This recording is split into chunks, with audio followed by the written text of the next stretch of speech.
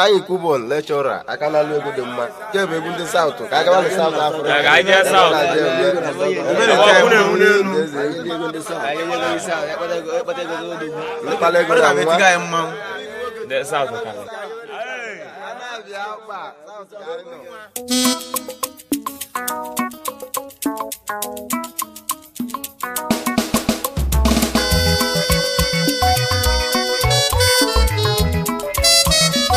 Oh dear.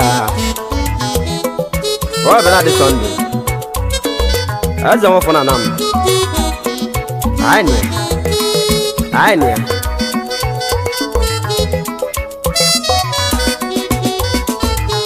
Kaije bene zatu, kaije tulichenu ndevologo weme.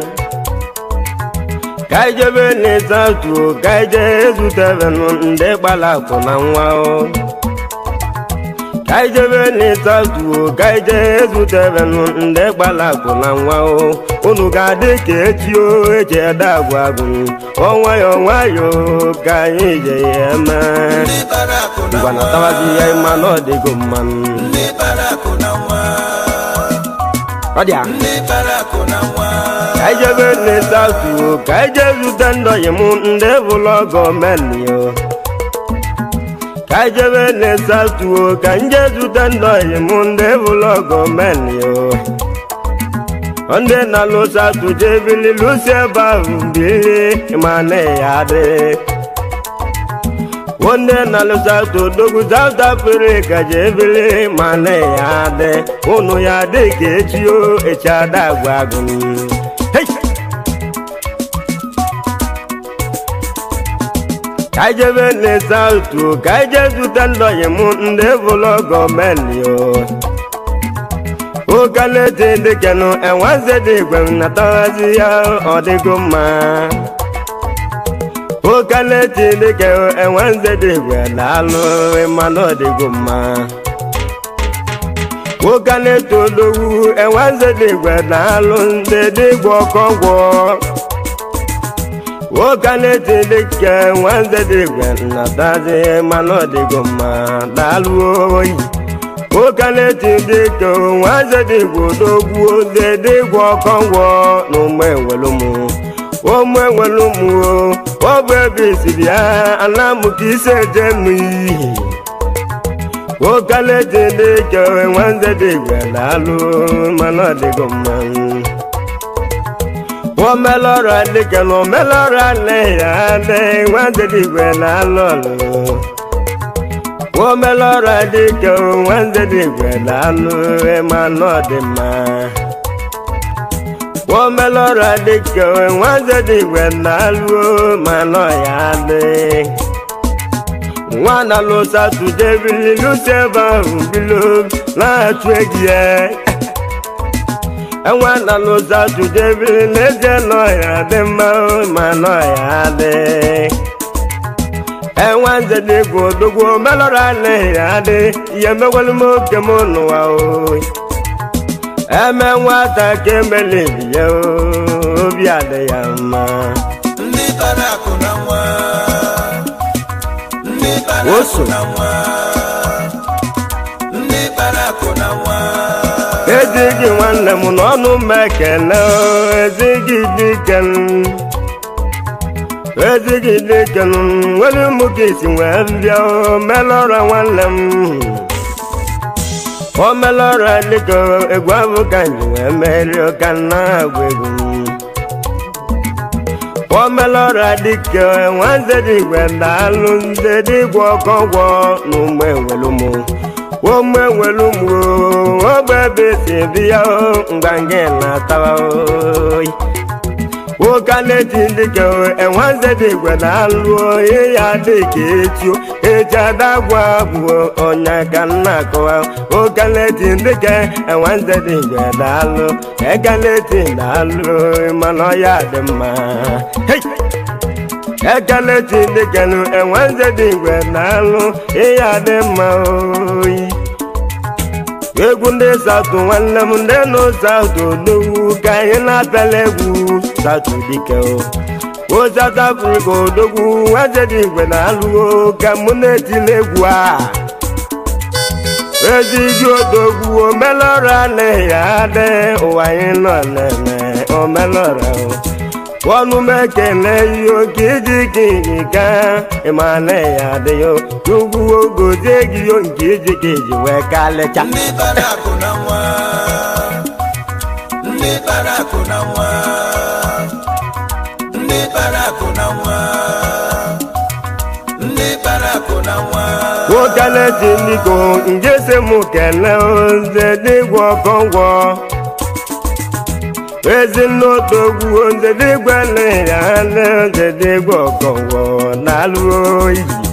ezinna na-ata oze dịgwa leya adị ezinna dịka oyi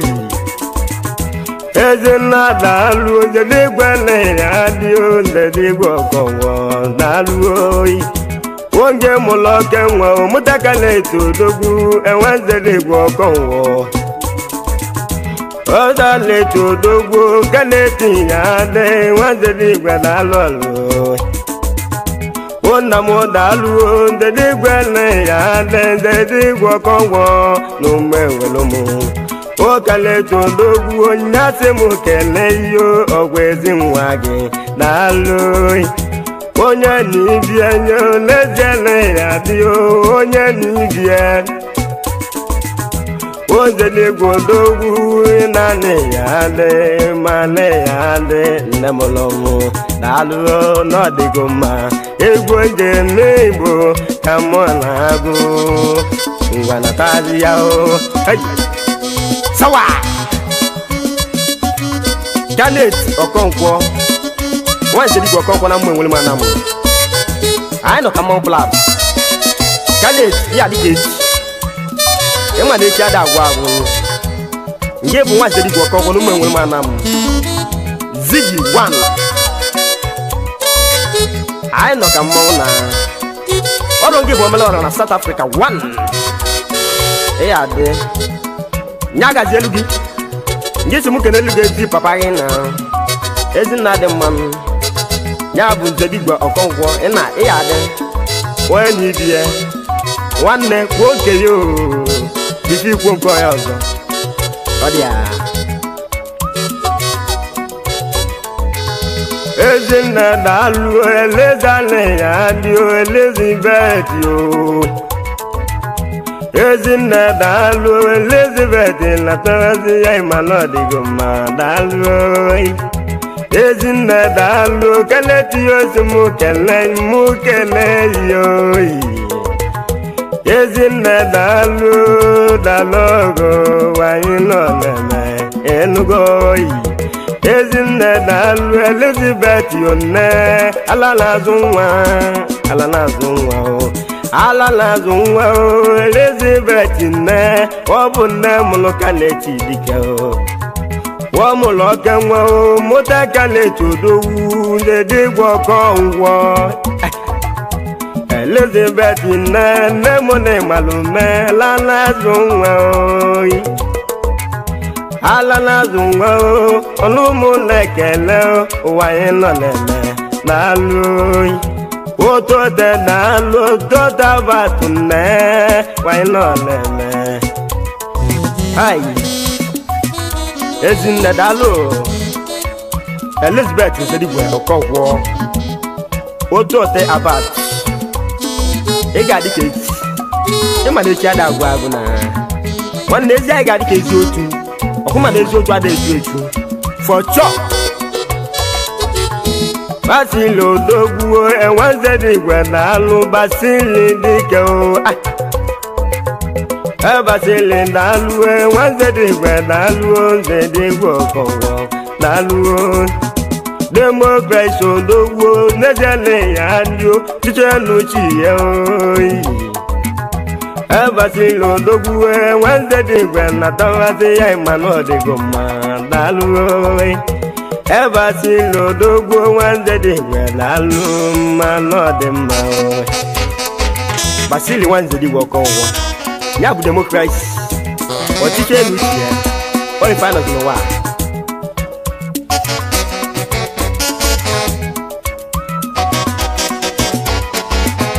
ka jebe le sautu ka jesu teven nde balako na nwa o ka jebe no sautu ka jesu teven nde balako na nwa o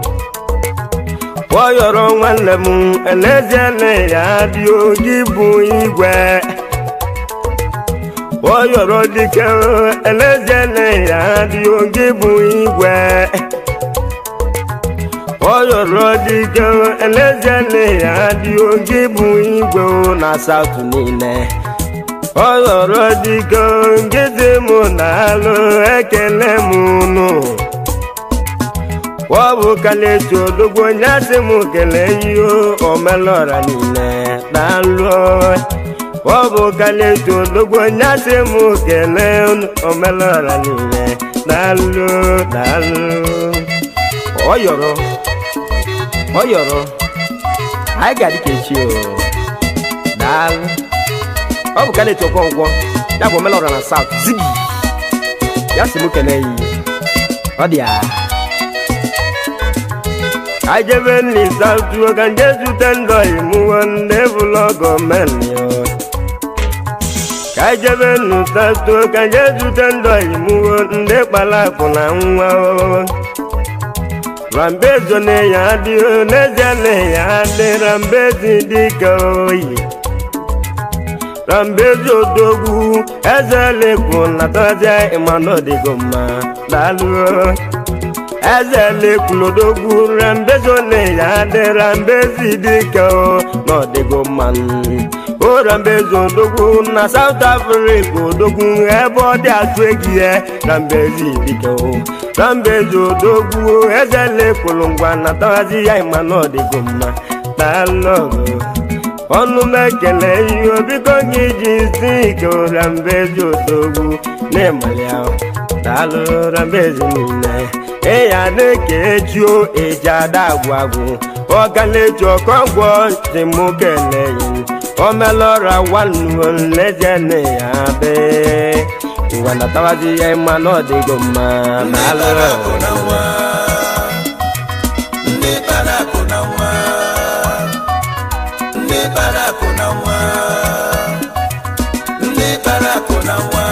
I jebe ni sautu kan Jesu tendo imuwon devlogo menyo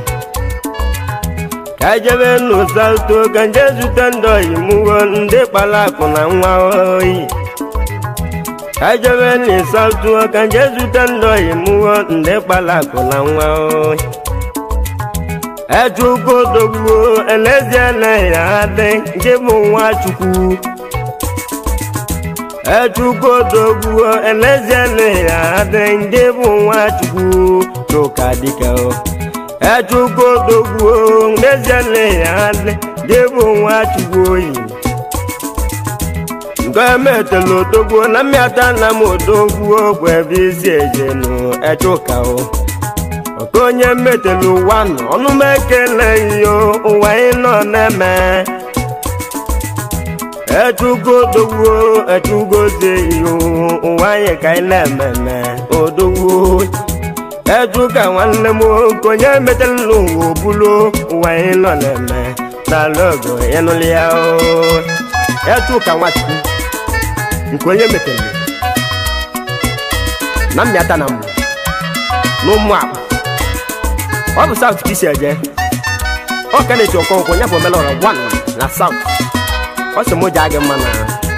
Great Godica.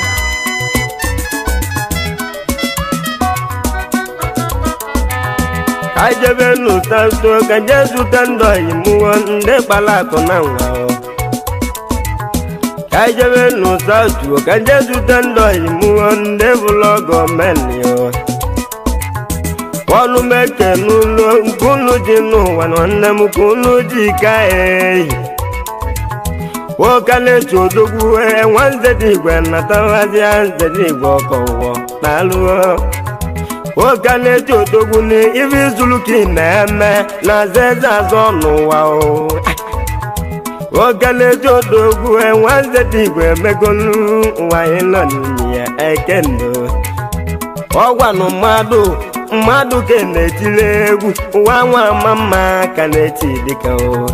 o meloro odogwu nwanze dị igwe natawazi anyị mana ọ dịgo mma daalụ o melora daalụ nwanze dị igwe ngwa natawazi anyị mana ọ dịgo mma ọmọgọ ịnụlị ya o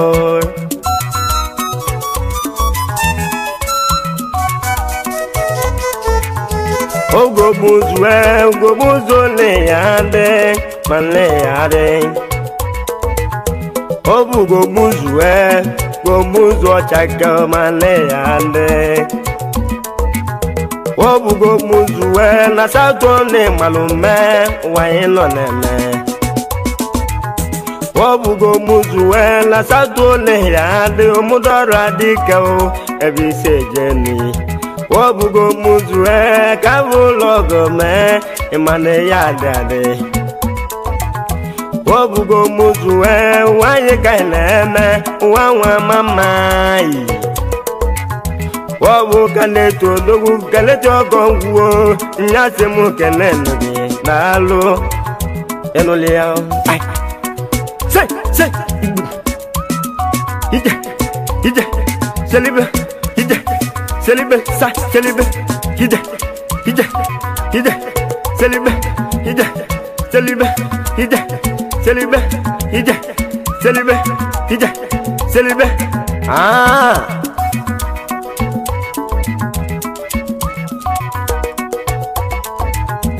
ọ bụ ịgbalugo enwa David daalụ nwa mama ọ bụ ịgbalugo enwa David daalụ nwa mama wonowu nwanne m na South One malume nwa were wonowu nwanne m na South One ya dị ụmụọba dike ọ bụ ịgbalugo elezele ya dị onowu dike onowu nwanne m wo elezele ya dị nwa mama na-alụo ọ bụ kaleto odogwu nyasị m kele iyo keleto ọkọngwọ melọra dike ọ bụ keleto odogwu nwanne dị igwe daalụ nze dị igwe ọkọngwọ ọmọgụ ọdịya eji m egwu ekene madịka Gringori na Lagos steeti Ịkọtụ ebe ọ dachie gị na nwanze dị igwe ọkọngwọ ọrụ gị bụ aka bụ ọgụ nwa m onwere m ana m ihe adịka echi na ọhụma na echi ada agwụ agwụ ọ bụ Ịkọtụ gị na-achụ aka gị Chukwu gozie gị na ọ bụ karịa ọkọngwọ nyasị m kene gị omela ọra na South ọ gị bụ ezi ọga na ọ sị m bụrụ kpekere sụbe gị n'oke onye jikọ dika na egwu ka anyị ji eme ụwa ọ dị ya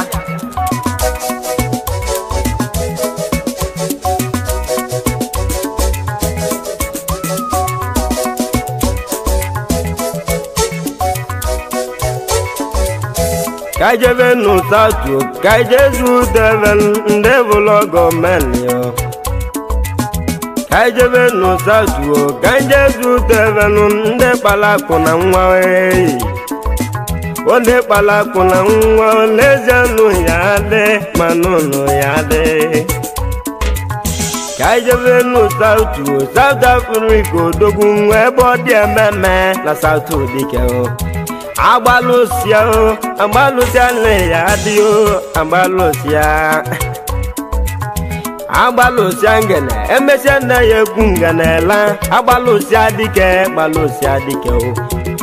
South odogwu ebe dị achụ ego agbalụsịa dike nwanne Chukwu dodogwu ịbụ onye metere n'ụwa ogbulu echụdị dike enugo agbalụsịa ngene na South One ya dị ka na-eti ọkọngwọ Teresa odogwu Teresa Nwachukwu wefụle ya dị Teresa odogwu Teresa Nwachukwu ọnụ m ekele yo ọ bụ kaleji ọkọngwọ nwanze n'igwe dịka ụtalụ nyasị m oke n'ụlọ olu ncha ya iwe na-emejisi ike n'ụwa ọ bụ Jamike nwa Jọji ya nne ya bụ Jamike ọ bụ Jamike nwa Jọji nne ya dị mma nne ya dị itili mmemme na-alụ ndị a ga-ebi atụ aka itili mmemme odogwu ndị aka ga-ebi atụ aka Jamike na-alụ itili dịka eleze na-ekele ngo ụwa anyị nọ na-eme na-alụ ọgụ enụlụ ya Jamike intili mmemme ọlọsi ndị a ga-ebi atụ aka gị na ọ bụ Kenneth Okonkwo ya bụ Melora 1 na South Africa ọ sị m kele yi na nlọta n'obi ka nlarụ ya for chop hija telibe hija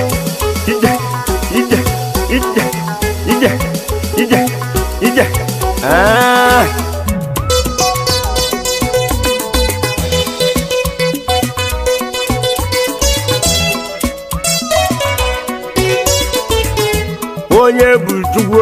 onye bụ Chukeke ọnụ mekele yo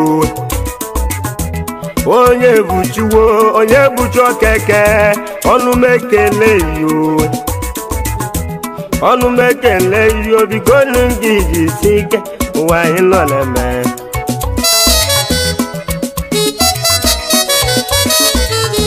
onye abụrụ anyị mani odogwu ịmana ya adị onye bụchi dịka onye abụrụ anyị ọnụmekele yo daalụ oyi onye butuwo ọnụmekele yo biko jisi ike onye butuwo ndị abụrụ anyị mani odogwu ịmana ya adị daalụ enụlụ ya ọ bụ Kenneth Okonkwo sị m kele gị na onye butuwo India Bright man India Bright ife adịwo mma na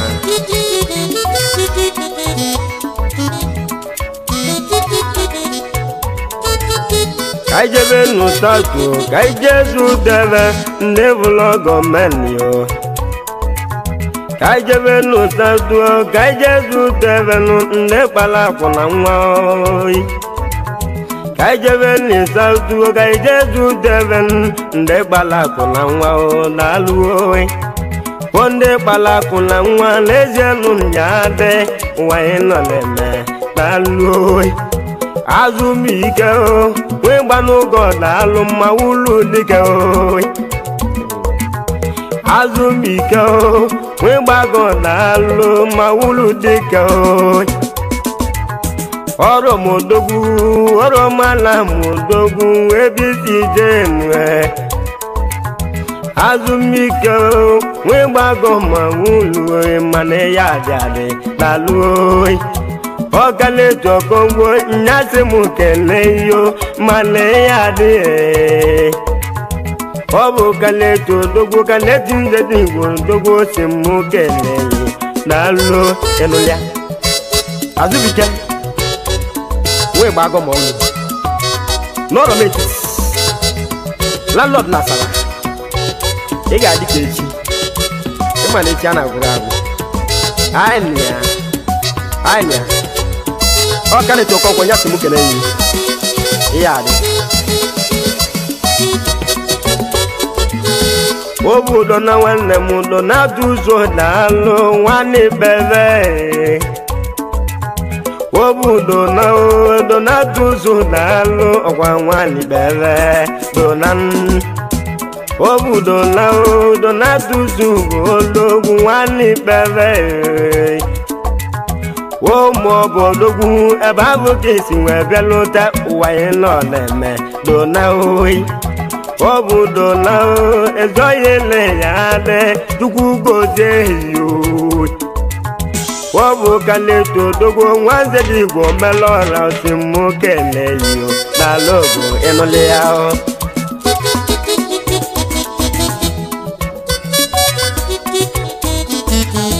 ọ bụ Benjimikenu daalụ ịmana ya adị Obu banju dike nugo buzo na satu na luo le ade